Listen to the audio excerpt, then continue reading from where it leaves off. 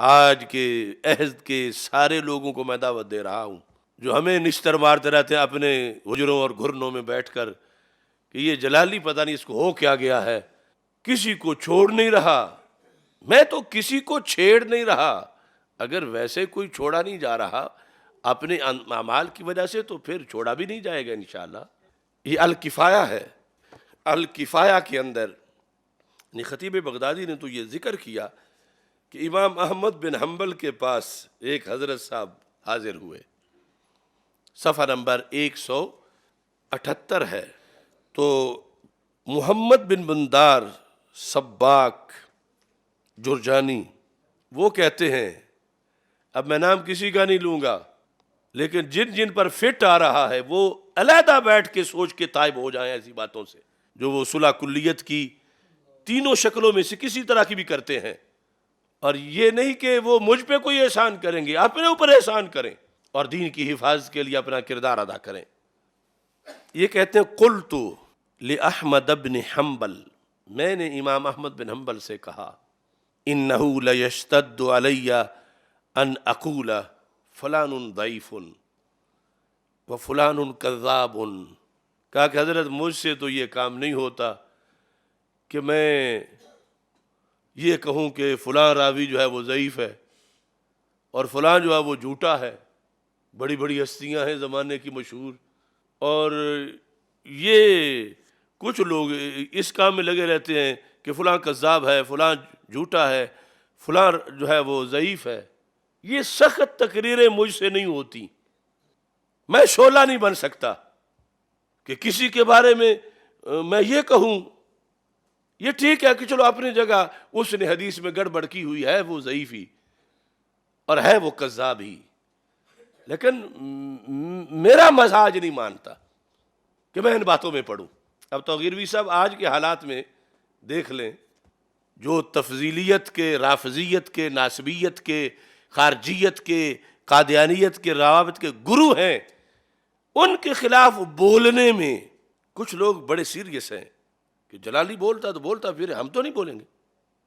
کیوں نہیں بولیں گے؟ یہ ہم سے تو نہیں کہا جاتا کہ ہم خواہ مخواہ کسی کو کہتے پھرے وہ ضعیف ہے، وہ کذاب ہے، یعنی وہ بد عقیدہ ہے، وہ رافضی ہے، وہ خارجی ہے۔ یہ ایسی تقریر ہم سے نہیں ہوتی۔ امام احمد بن حنبل کو اس زمانے میں محمد بن بندار نے جا کر خود ہی اپنا کہا کہ امام یہ کئی لوگ جو ہیں وہ بڑی جارحانہ تقریریں کرتے ہیں، بڑے جارحانہ ان کے انداز ہیں، بات صلح صفائی کی ہونی چاہیے، وہ کہتے ہیں فلاں جھوٹا ہے، فلاں کاذب ہے، فلاں یہ ہے، فلاں بد عقیدہ ہے۔ مجھ سے تو ایسا نہیں ہوتا۔ امام احمد بن حنبل کو جب یہ کہا گیا، آج کے عہد کے سارے لوگوں کو میں دعوت دے رہا ہوں جو ہمیں نشتر مارتے رہتے ہیں اپنے حجروں اور گھرنوں میں بیٹھ کر کہ یہ جلالی پتہ نہیں اس کو ہو کیا گیا ہے، کسی کو چھوڑ نہیں رہا، میں تو کسی کو چھیڑ نہیں رہا۔ اگر ویسے کوئی چھوڑا نہیں جا رہا اپنے اعمال کی وجہ سے تو پھر چھوڑا بھی نہیں جائے گا انشاءاللہ۔ اب میرے امام نے کیا جواب دیا؟ فقال احمد، یہ میں آج کے کئی گونگے شیخ الحدیثوں کو کہتا ہوں، عزت ان کی بڑی ہے، مگر بالکل سینیریو میں چپ کر گئے ہیں، اپنی روٹی کے لیے بھی بولتے ہیں، بوٹی کے لیے بھی بولتے ہیں، دین کے لیے آج ان کے پاس کوئی جملہ نہیں۔ اگر بولیں تو یہ کہتے ہیں کہ جلالی جو ہے وہ بس وہ آگ لگا رہا ہے، وہ یہ کر رہا ہے۔ اپنے حصے کا حق تم بھی بولو، ولا تکتموا الشہادہ، گواہی جو تمہارے پاس ہے تو کیوں نہیں دے رہے؟ کس کا ڈر ہے؟ کس وجہ سے چپ ہو؟ امام احمد بن حنبل نے جواب دیا اس سائل کو، ظاہر ہے کہ وہ بھی بہت بڑی شخصیت تھے۔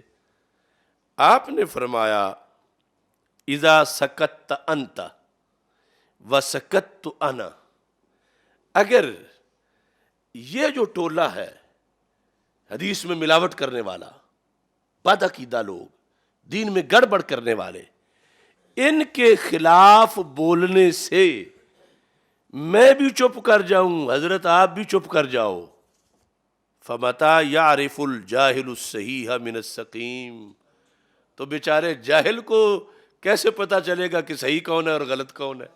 امام احمد بن حنبل کا یہ جواب جنتی سونے سے لکھنے والا ہے، اور صلح کلیوں کے تابوت کا آخری کیل ہے.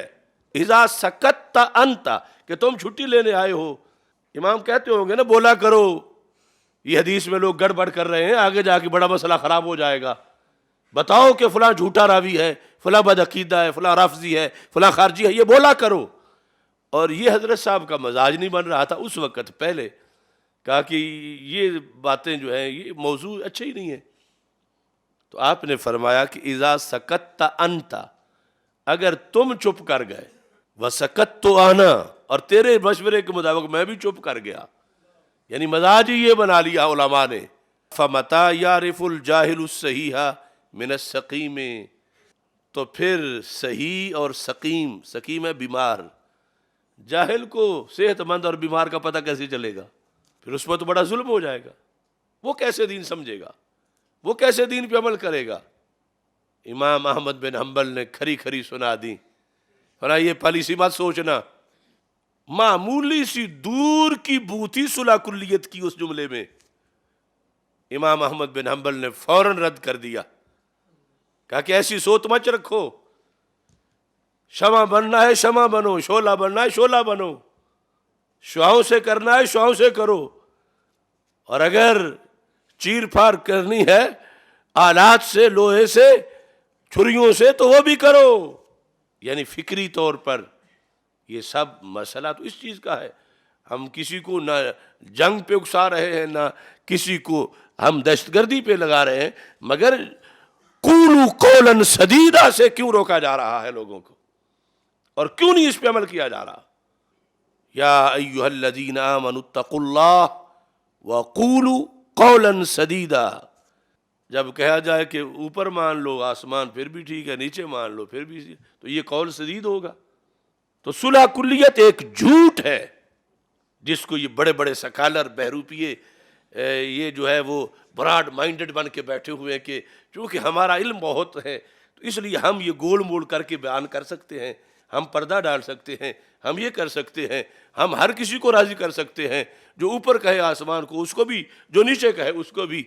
تو یہ صلح کلیت جھوٹ ہے، دجل ہے، غدر ہے، کذب ہے، اور اس سے بچاؤ فرض ہے.